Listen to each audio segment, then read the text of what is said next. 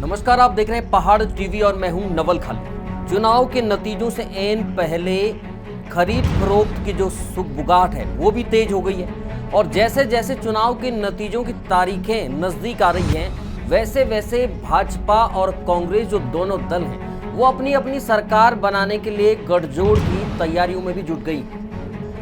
जहां भारतीय जनता पार्टी शुरुआत में अब की बार 60 पार का नारा दे रही थी, वहीं अब इस स्लोगन पर बैकफुट पर नजर आ रही है, क्योंकि भाजपा के आधे दर्जन से ज्यादा विधायक भीतरघात का भी आरोप लगा चुके हैं। राजनीतिक यदि जो जानकार हैं उनकी बात यदि हम माने तो इस बार दोनों ही पार्टियों को पूर्ण बहुमत मिलता हुआ नहीं दिख रहा है, जिसकी वजह से जो सरकार है उसको बनाने के लिए जो निर्दलीय हैं और जो अन्य दल हैं उनका सहारा भी लेना पड़ सकता है, क्योंकि जो राजनीतिक जानकार हैं लगातार इस तरह के जो अनुमान हैं वो निकल के सामने आ रहे हैं। और एक बड़ी बात आपको बता दें कि राजनीतिक जानकारों का ये भी कहना है कि इस बार जो है उत्तराखंड की जो 70 विधानसभा सीटें हैं उनमें कम से कम 3 से 4 सीटों पर निर्दलीय जीत कर आ सकते हैं, जो कि सरकार बनाने में महत्वपूर्ण भूमिका भी निभाएंगे।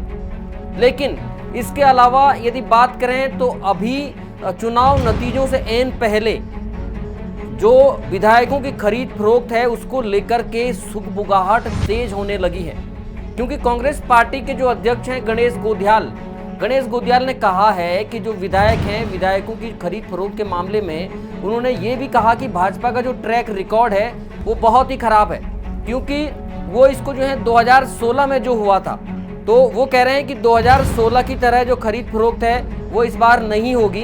हालांकि इस मामले में वो पूरी तरह से जो है आश्वस्त दिख रहे हैं। आइए सुनते हैं गणेश गोदियाल जी इस मामले पर क्या कह रहे हैं। मुझे बिल्कुल ऐसी उम्मीद नहीं है कि वो चीज़ें दोबारा रिपीट होंगी। नंबर एक बात कि आज हर व्यक्ति, पत्रकार भाई, आम आदमी, सभी राजनीतिक लोग इस बात से अवेयर हैं कि भारतीय जनता पार्टी ऐसा कर सकती है।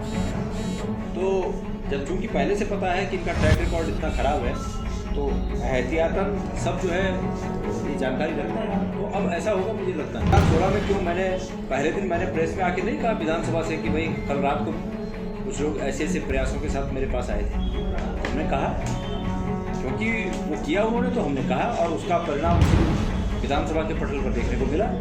और आज ऐसी कोशिश मैं उम्मीद करता हूँ कि ऐसी कोशिश भाजपा ऐसा दुस्साहस नहीं करेगी, बिल्कुल नहीं करेगी। उन्हें पता है कि कांग्रेस की ताकत क्या है, ये बात अच्छी तरह जानते हैं और ऐसा दुस्साहस वो नहीं करेंगे। आप तैयार हैं इस बात के लिए? हम हर लड़ाई के लिए तैयार हैं।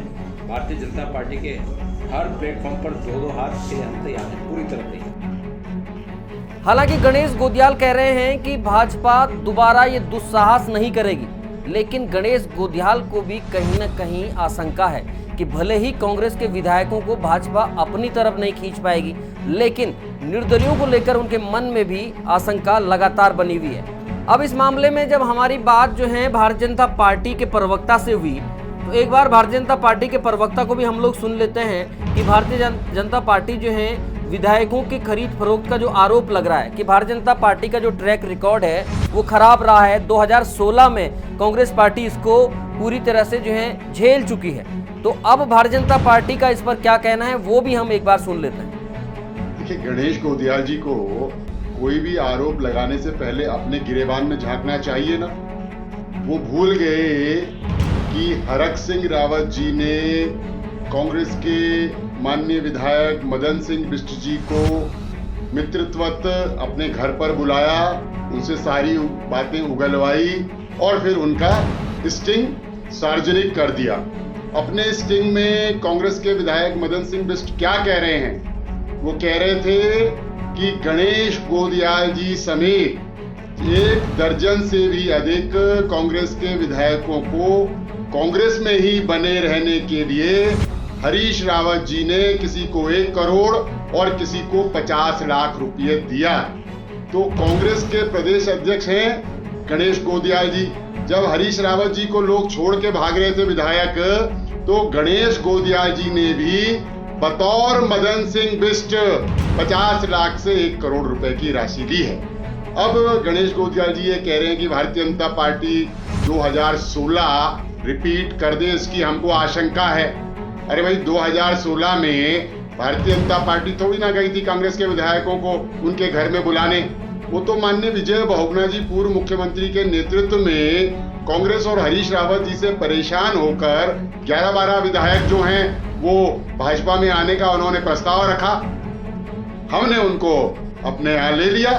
तो गणेश गोदियाल जी को हमेशा ये देखना चाहिए कोई भी वक्तव्य देने से पहले कि जो शीशे के घरों में रहते हैं उनको दूसरे के घरों में पत्थर नहीं बरसाने चाहिए।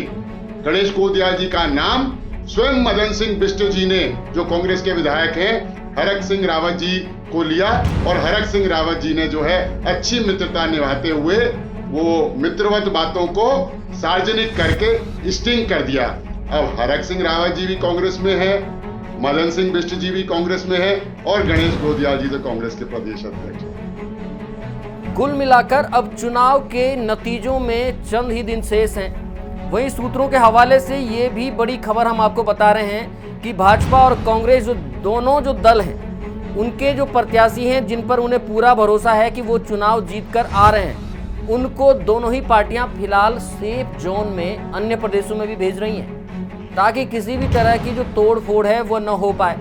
लेकिन अब देखना ये होगा कि आने वाली जो 10 तारीख है, 10 तारीख को जनता जनार्दन उत्तराखंड की गद्दी पर किसको बिठाती है। लेकिन ये इस समय हम आपको बता रहे हैं ये महत्वपूर्ण बात कि जो विधायकों की जो खरीद फरोख्त को लेकर के जो सुगबुगाहट लगातार चल रही है, उस सुगबुगाहट को लेकर के दोनों ही पार्टियां कहीं ना कहीं चिंतित भी दिखाई दे रही हैं। लेकिन अब देखना ये होगा कि 10 तारीख को परिणाम किसके पक्ष में आते हैं। पहाड़ टीवी लगातार आपको अपडेट करता रहेगा। देखते रहिए पहाड़ टीवी। तब तक नमस्कार, धन्यवाद, जय हिंद, जय भारत, जय भारत।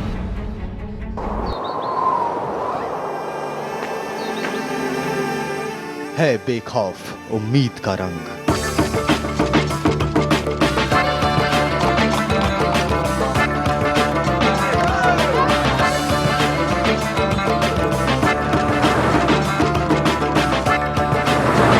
है आस्था भी।